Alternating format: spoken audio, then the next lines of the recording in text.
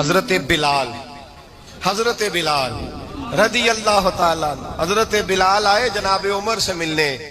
کیسے وہ کسرا بھی آئے تو عمر خاطر میں نہ لائے، پر بلال حبشی دروازے پہ داخل ہوئے تو فاروق اعظم نے کرسی چھوڑ دی، ہاتھ باندھ کے کونے میں کھڑے ہو گئے. کالا رنگ ہے، نام بھی لکھنا نہیں جانتے، زمانے میں تعارف کوئی نہیں. حضرت عمر نے ہاتھ باندھا ہے. لوگ کہنے لگے عمر تو کیسے ہو، کسرا سے نہیں ڈرتا، یہ کون آ رہا ہے جس کے لیے تیرا اتنا استقبال ہے؟ حضرت عمر کہنے لگے چپ کر جاؤ، اس کی بات نہ کرنا، اسے آنے دو، اسے آنے دو، اس کی بات نہ چھیڑنا. حضرت سیدنا بلال آئے، کہنے لگے امیر المومنین کیا کر رہے ہو؟ فرمایا نہیں چپ کر یار. بازو پکڑا، اپنی کرسی پہ بٹھایا.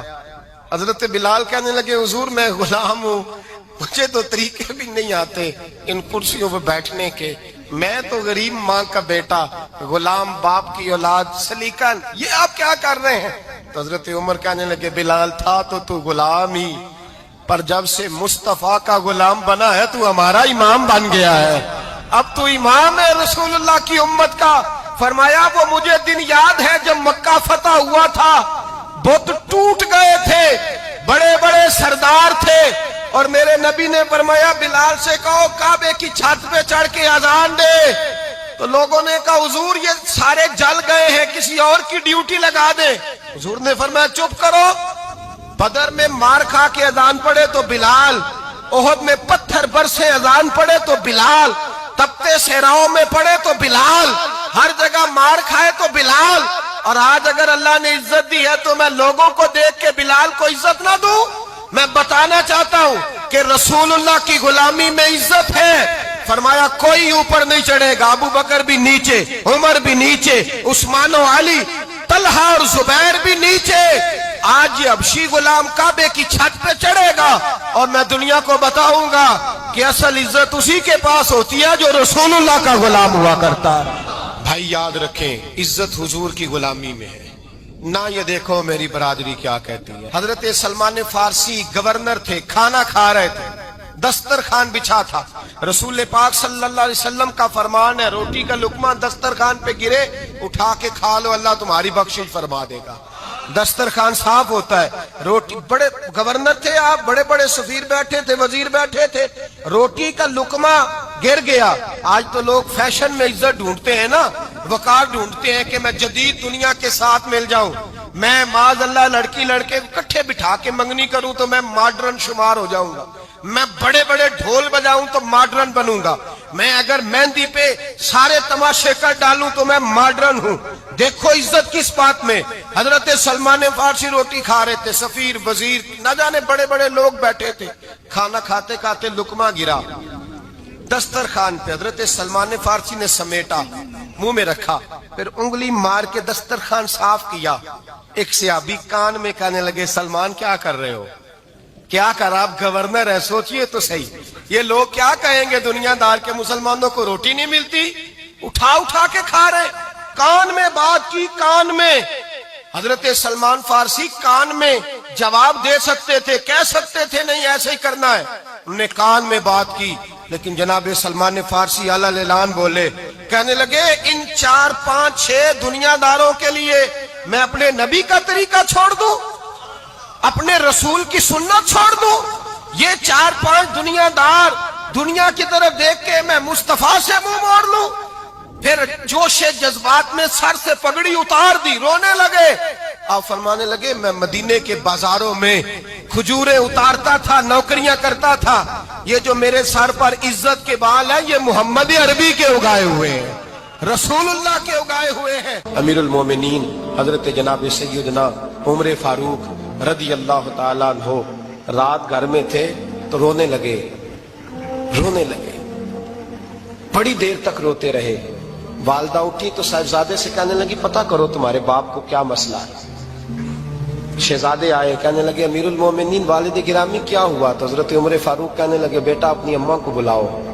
والدہ آ گئی، کیا بات ہے، کچھ طبیعت خراب ہے تو حکیم کا بندوبست کیا جائے. تو حضرت عمر کہنے لگے کچھ بھی نہیں، آج مسجد سے نکلا ہوں تو نبی پاک کے صحابہ میری تعریفیں کر رہے تھے. یہ حضرت فاروق اعظم کے وصال کے قریب کے دن ہے. تعریف تو حضرت یہ رونے کی بات ہے کہ خوش ہونے کی؟ آپ فرمانے لگے نہیں، سوچتا ہوں बाहर तो मैं अच्छा रहा हूं, पता नहीं घर में ही कोई ज्यादती ना हो गई हो, पता नहीं तुम्हारे साथ भी मेरे मामला ठीक थे कि नहीं। सहाबा तो तारीफ करते हैं, रो रहा हूं तुम्हारी वजह से ही ना उलझ जाऊं, बीवी ही ना कहे मेरा हक ही अदा नहीं किया।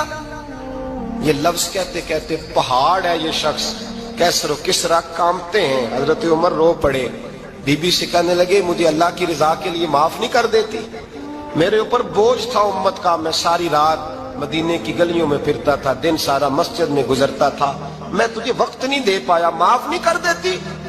तो ज़ौजा कहने लगी नहीं उमर, मैंने भी जिंदगी में अपना कोई सुख चैन नहीं देखा, कोई चाव पूरा नहीं किया, मैं कैसे माफ कर दूं, मैं नहीं माफ करती। हजरत उमर जमीन पे बैठ गए, रोने लगे, कहने लगे चल माफ कर दे। कहने लगी एक वादा करो, कयामत के दिन रब करीम की बारगाह में मेरी सिफारिश करोगे, अल्लाह की बारगाह में अर्ज करोगे कि अल्लाह अच्छी थी, मुझे कपड़े धो के देती थी, रोटी पका के देती थी, मेरी इज्जत की मुहाफिज थी।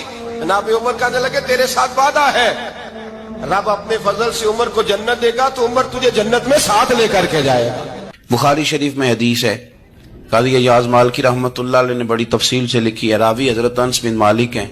एक बंदा बड़ी दूर से आया नबी पाक सल्लल्लाहु अलैहि वसल्लम की जियारत के लिए, बड़ी दूर से। अरब के जो सरदार होते थे उनके बड़े नाज नखरे होते थे, वो खैर आज भी हैं, प्रोटोकॉल का माहौल आज भी, यानी वजीर साहब के आगे दो चार गाड़ियां ना हो तो उनको मजा ही नहीं आता, पुलिस वाले आगे पीछे भागें तो, हालांकि उनको नहीं पता कि जो पुलिस वाले आगे पीछे भाग रहे हैं ना, ये हुकूमत बदली तो गिरफ्तार करने भी इन्होंने ही आना है, लेकिन वो बड़ा मजा आता है जब लोग गाड़ी के पीछे भागते हैं। क्या बात है जनाब, बड़ी बात।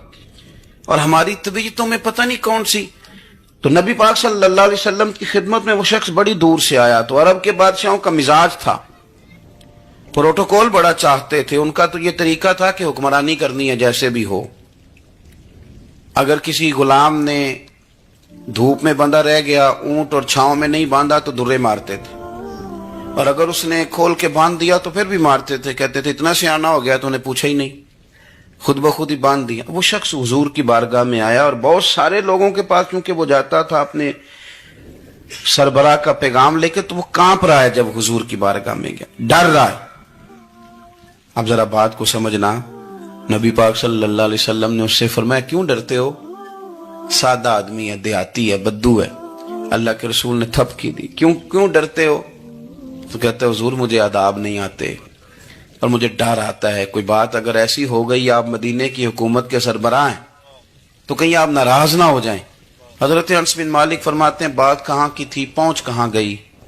जब उसने ये कहा ना कि आप तो हुकूमत के सरबराह हैं, कहीं कोई गलती ना मुझसे हो जाए, तो नबी पाक की आंखों में आंसू आ गए, हुजूर रोने लगे और नबी पाक सल्लल्लाहु अलैहि वसल्लम फरमाने लगे ना भाई, तो किसी हुकूमत के सरबराह के पास नहीं आया ना, तू तो उस बेटे के पास आया है जिसकी माँ गोश्त के खुश्क टुकड़े खा के भी गुजारा कर लेगी। मैं तो एक गरीब माँ का बेटा हूं।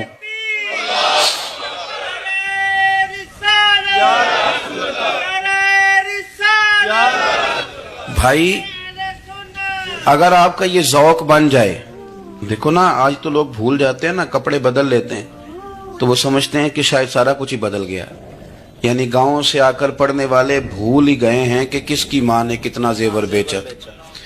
लोग भूल जाते हैं चीजों को, अपने माजी को याद रखें। यार सफाई करने वाला सफाई टाइम पे करता है ना, तुम चिराग तो सही जलाते हो ना, मुझे बताओ आने वालों, ये तो बताओ शहर मदीना कैसा है, और सर उनके कदमों में रखकर झुककर जीना कैसा है। दिल आंखें और रूह तुम्हारी लगती है सैराब मुझे, दर पे उनके बैठ कर आबे जमजम पीना कैसा है। कहने लगे उमर उस कोने का क्या हाल, और फिर कहने लगे वो फुला बाग में हुजूर असर के बाद जाया करते थे, उसके फलों फूलों का क्या हाल है। तो हज़रत उमर कहते हैं बिलाल की बातें सुन के मैं रोया, तो मैंने कहा बिलाल तुझे इतना प्यार है तो छोड़ क्यों आया है।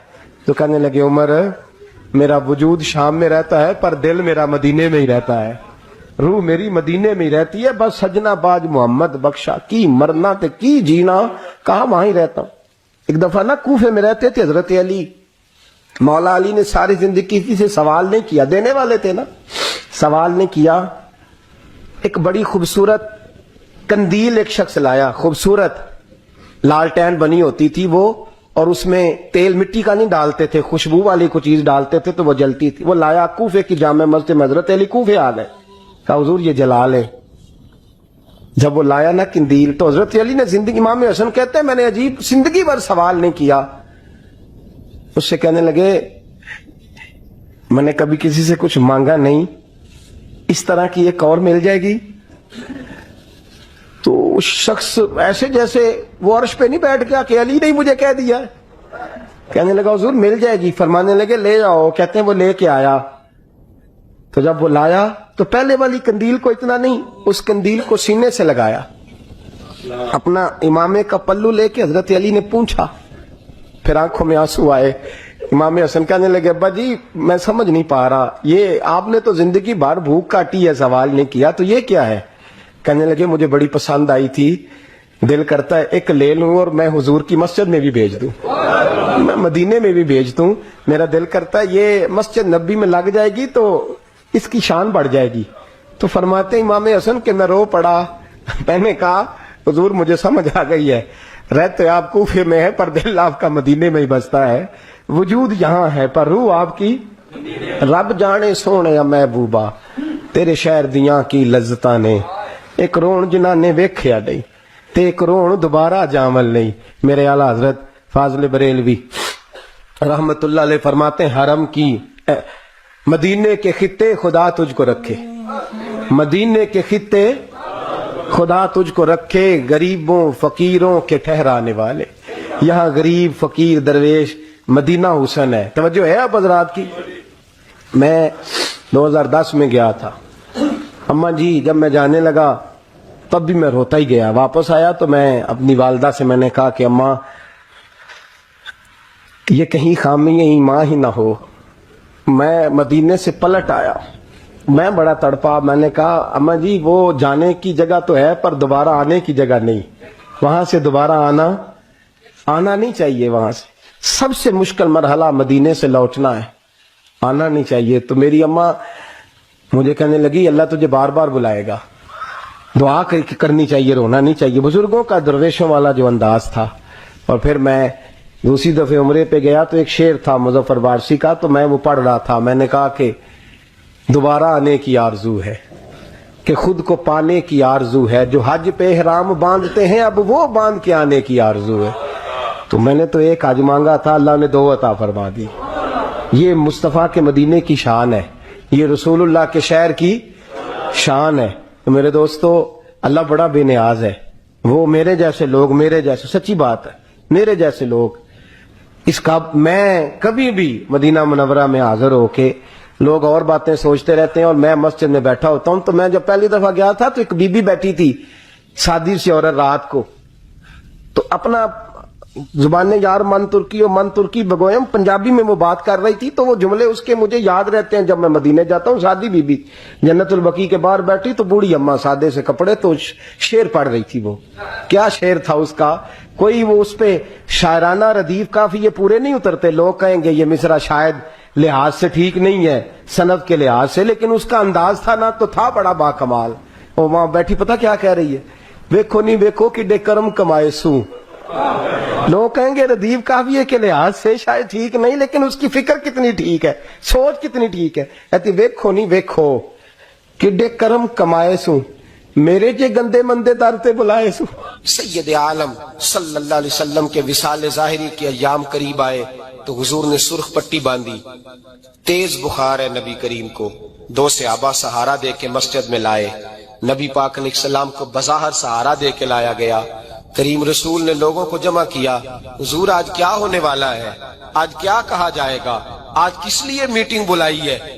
نبی کریم کے کل صحابہ جب مسجد میں جمع ہوئے تو کھچا کھچ مسجد بھری ہے. وصال ظاہری سے چند یوم پہلے کی بات. نبی پاک نے فرمایا آج تمہیں کوئی جہاد کی ترغیب نہیں دینی, آج کوئی نیا پیغام نہیں دینا, آج تمہیں بتانا ہے کہ رب نے اپنے بندے کو اختیار دیا ہے, چاہے تو دنیا میں رہے چاہے تو اس کی بارگاہ میں حاضر ہو جائے. اس عبد نے بارگاہ ربوبیت کی طرف لوٹنے کا ارادہ کر لیا ہے. حضرت صدیق اکبر رونے لگے تو صحابہ نے کہا تمہیں کیا ہوا؟ کہنے لگے سمجھ نہیں رہے کسی کی بات نہیں کر رہے, نبی پاک تو اپنی بات فرما رہے ہیں. اس نے جانے کا ارادہ کر لیا. سنیے میرے بھائی, محبوب پاک نے فرمایا بھائی کسی شخص کو میری طرف سے کوئی تکلیف پہنچی ہو تو بدلہ لے سکتا ہے, بدلہ لے سکتا ہے. کسی کو تکلیف پہنچی ہو. صحابہ پھوٹ کے رونے لگے, محبوبہ کرم ہی کرم ہوا ہے, رحمت ہی رحمت آئی. آپ کے بارے میں گمان کرنے والا بھی دائرہ ایمان سے نکل جائے گا. حضور آپ کیا فرما رہے ہیں؟ فرمایا نہیں بھائی اٹھو. پیچھے سے جناب عکاشہ بن محصن اٹھے, ہاتھ کانپتے ہیں, آگے بڑھے, کہنے لگے یا رسول اللہ, ایک جنگ کے موقع پر آپ نے درہ مارا تھا, ننگی پیٹھ پر صفیں سیدھی کراتے, بات دل میں رہ گئی ہے, میں نے بدلہ لینا ہے. نبی کریم نے فرمایا بلال دوڑ کے جاؤ, فاطمہ کے گھر درہ پڑا ہے, درہ لاؤ. سیدنا بلال حبشی کہتے میں گیا, دستک دی سیدہ طیبہ طاہرہ. حضرت فاطمہ فرمانے لگی بلال کیسے آئے ہو؟ اماں جی وہ درہ چاہیے تھا. سیدہ کو تشویش ہوئی, کہنے لگے بلال نہ تو جنگ پہ جانا ہے, نہ جہاد ہے, نہ کوئی ایسا موقع ہے. حضور کی تو طبیعت مبارک بظاہر بڑی علیل ہے, درہ کیا کریں گے؟ حضرت بلال عرض کرنے لگے اماں جی ایک صحابی بدلہ لینے لگے ہیں. صاحب طبقات نے جملے لکھے ہیں, کہتے ہیں بی بی صاحبہ نے درہ بھی دیا اور امام حسن حسین کو بھی باہر نکالا. فرمانے لگی عکاشہ سے کہنا 100 درے مارے, ان 2 شہزادوں کے جسم پر نبی پاک کے قریب نہ جائے. میں نے 2 بچے پیدا ہی اپنے محبوب پر قربان کرنے کے لیے کیے, ان کو لے جائے. حضرت بلال کہتے میں 2 شہزادے لے کے آیا, اور جب دروازے میں میں لے کے پہنچا تو نبی پاک نے دیکھا تو آنکھوں میں آنسو آ گئے. فرمایا ان کو بٹھا دو, مجھے پتا ہے فاطمہ نے کیا کہہ کے بھیجا ہے. حضرت سیدنا بلال فرماتے ہیں درہ میں نے جناب عکاشہ کو دیا. حضرت عکاشہ درہ لے کے آگے جو بڑھے تو حضرت ابو بکر صدیق نے ان کے پیروں پہ ہاتھ رکھا. فرمایا عکاشہ میری طرف آ یار, مجھے مار درے, نبی پاک کے قریب نہ جا. مصطفیٰ کریم نے فرمایا ابو بکر تو ہٹ جا, اسے آنے دے. فرماتے ہیں میں چند قدم آگے گیا تو مولا علی شیر خدا نے میرے پیر پہ ہاتھ رکھا. کہنے لگے عکاشہ سوچ تو صحیح تو کیا کر رہا ہے؟ حضور نے فرمایا علی ہٹ جاؤ, میرا اور ان کا معاملہ ہے. جناب عکاشہ آگے بڑھ رہے.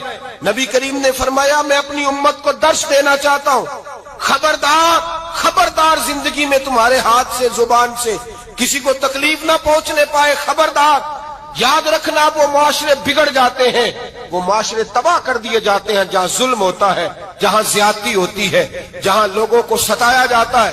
محبوب کریم کے قریب آئے حضرت عکاشہ کا, حضور میری پیٹھ ننگی تھی, آپ بھی ذرا کپڑا ہٹائیے. نبی کریم نے پیٹھ سے کپڑا ہٹایا. جناب عکاشہ نے درہ جو اٹھایا تو صحابہ کی چیخیں نکلی. حضرت عکاشہ نے درہ دور پھینکا, حضور کے بطن اطہر سے لپٹ گئے, چومنے لگے. کہنے لگے حضور وہ تو صفیں سیدھی کراتے لگ گیا تھا, آپ نے کہاں مارا تھا؟ یا رسول اللہ میں تو بہانہ بنا رہا تھا کہ جاتی دفعہ مجھے وجود چومنے کا موقع نصیب ہو جائے, مجھے یہ موقع نصیب ہو جائے. میرے حبیب نے فرمایا جس نے جنتی دیکھنا ہو میرے عکاشہ کی زیارت کر لے. بھائی ظلم کا دروازہ کھلا ہوا ہے اور لوگ بھول جاتے ہیں زیادتی کرتے ہوئے. وہ بہو سے ہی کیوں نہ کرے, وہ اپنے گھر کے بھول جاتے ہیں کہ شاید پوچھنے والا کوئی نہیں, شاید میزان نہیں لگے گا. ایران کے بادشاہ نے اپنے بیٹے کو پڑھانے کے لیے ایک استاد صاحب کا بندوبست کیا. استاد صاحب کو کہا کہ میرے بچے کو دین پڑھائیے, میں چاہتا ہوں کل اس نے عنان حکومت کو سنبھالنا ہے تو یہ دین سے آگاہ ہو جائے, اس کو کچھ سکھائیے پڑھائیے.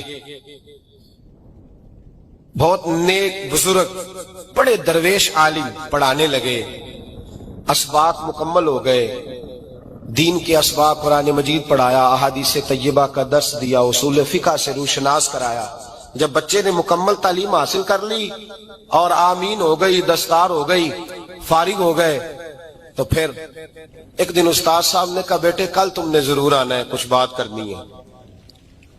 شہزادہ گیا ملنے استاد صاحب سے. استاد صاحب نے کنڈی لگا لی, ہاتھ میں درہ پکڑ لیا, مار مار کے پورے وجود کو زخمی کر دیا. کوئی غلطی نہیں, کوئی بات نہیں, مارا.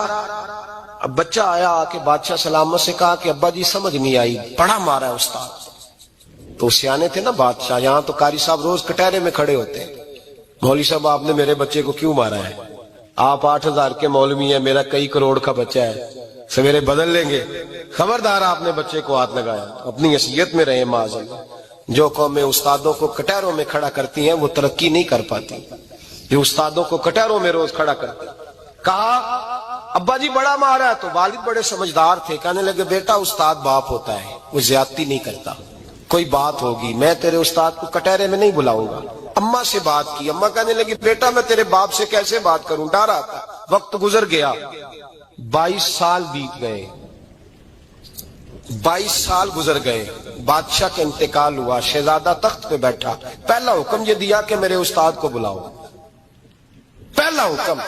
استاد جی بوڑھے ہو گئے تھے، چھڑی کے اوپر ٹیک لگا کے آئے اور بھویں سفید ہو کے جھک گئی تھیں، یوں آنکھ کھول کے بڑی مشکل سے دیکھا، کہنے لگے شہزادے حکم ہو۔ کم میں شہزادہ نہیں، اب میں بادشاہ بن گیا ہوں۔ استاد جی 22 سال بیت گئے، آپ نے مارا تھا، پر وہ درد چونکہ زیادتی کی تھی، میرا قصور کوئی نہیں تھا، تو نہ میری روح سے درد گیا ہے نہ میرے جسم سے گیا ہے، میں بے اختیار تھا، پوچھ نہیں سکتا تھا، آج با اختیار ہوا ہوں۔ سب سے پہلے پہلا حکم آپ کو دیا، بلایا ہے، بتائے کیوں مارا تھا، کیوں مجھے مارا تھا، میری زیادتی بتائے۔ تو استاد، بوڑھے استاد کی آنکھیں آنسوؤں سے بھر گئیں، کہنے لگے بیٹے بس آج کے دن کے لیے مارا تھا، یہ جو دن آ گیا نا میری زندگی میں، اس لیے مارا تھا، یہ میں چاہتا تھا میری زندگی میں وقت ہے، آج کے بس میری مراد پوری ہو گئی۔ کہ صاحب کس لیے، مجھے بھی سمجھائے۔